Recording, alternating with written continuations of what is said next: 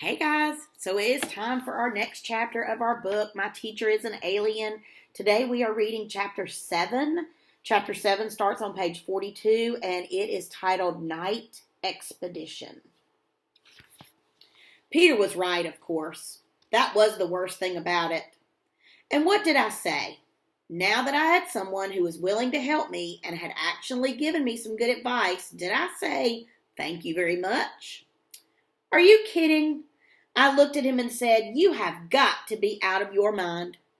I am not, Peter said indignantly. If we're going to do anything about Broxholm, we have to have proof.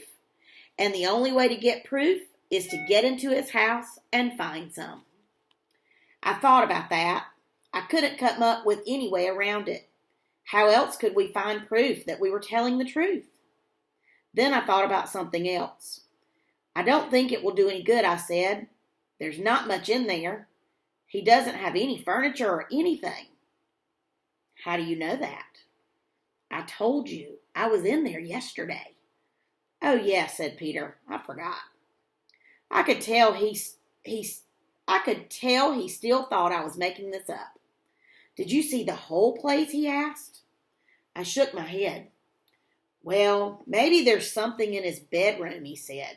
Or the attic, or the kitchen. His face lit up. That's it, he said. The kitchen. Who knows what they eat on the planet comes from the kitchen?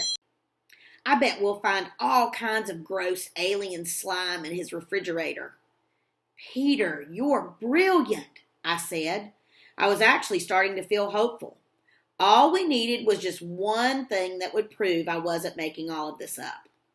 Now, when can we do it, I asked. We can't let him catch us. Peter thought for a minute. There's a PTA meeting tomorrow night, he said. I heard Dr. Bleakman say that all the teachers have to be there. That's the only time we can be sure that Broxholm will be out of his home. Tomorrow it is, I said. That was Wednesday. By the time Thursday afternoon rolled around, I was a wreck. I had spent 2 full days sitting in the classroom, staring at Mr. Smith, and knowing his handsome face was only a mask that hid the terrifying face of an alien. While none of the other kids were crazy about Mr. Smith, they didn't think there was anything really wrong with him.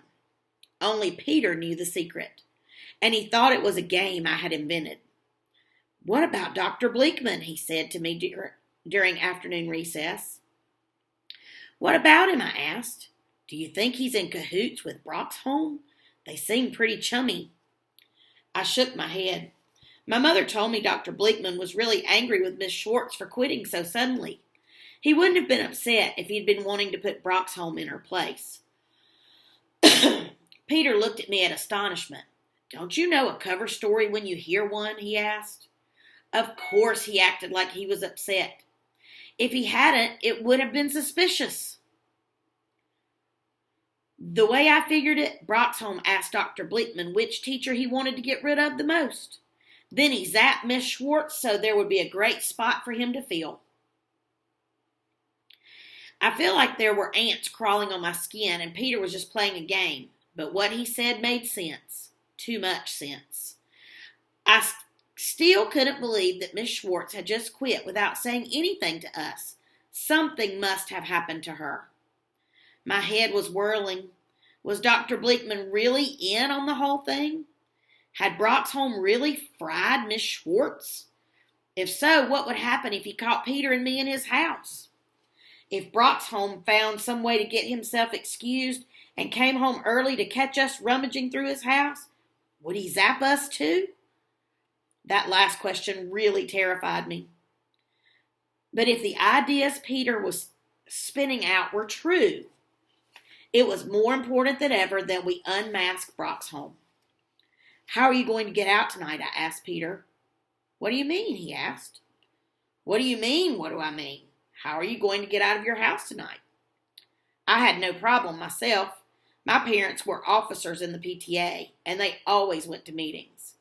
They had decided at the beginning of the year that I was too old for a babysitter, so as long as I was back before they got home, it wouldn't make any difference. I didn't really like sneaking out on them, but this was a matter of life and death. Peter looked at me in surprise. Are you really planning to break into Mr. Smith's house? He asked. His name isn't Smith, I said. It's Broxholm. And yes, I'm really planning to search his house. I couldn't bring myself to call it a break-in.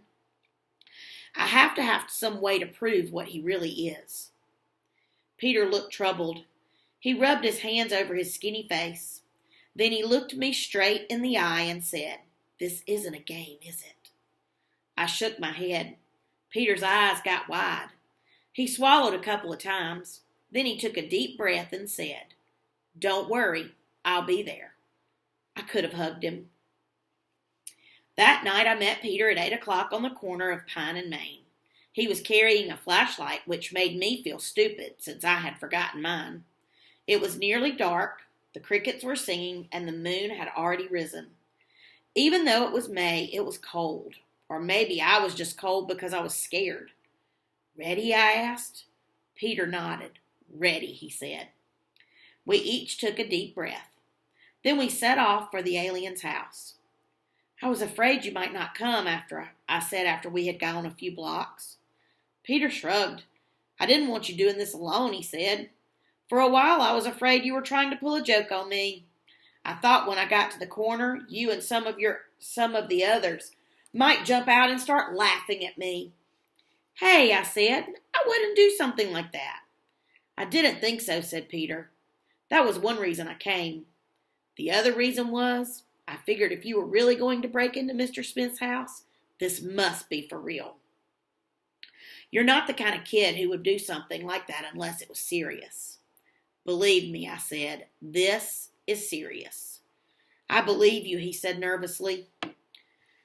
We didn't say anything else until we got to Broxholm's house. Well, said Peter, here we go. Here we are, I echoed. But neither of us moved. We just stood there looking at the dark, empty house. I don't know about Peter, but I was trying to talk myself into taking the next step. To tell the truth, I was so scared, I thought I might wet my pants.